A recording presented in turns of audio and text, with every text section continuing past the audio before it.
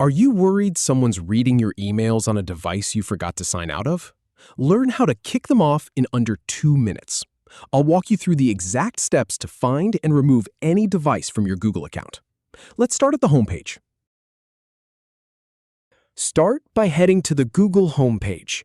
Then, click on your profile picture or initial in the top right corner.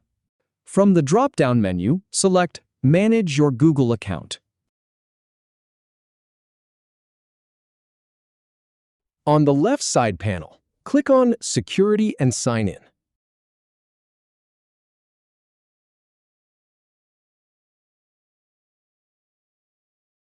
Scroll down and click on Manage All Devices.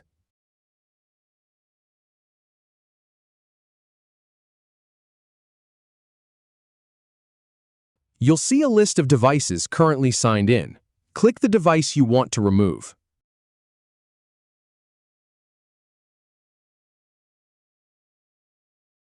Finally, click Sign Out to disconnect it from your account.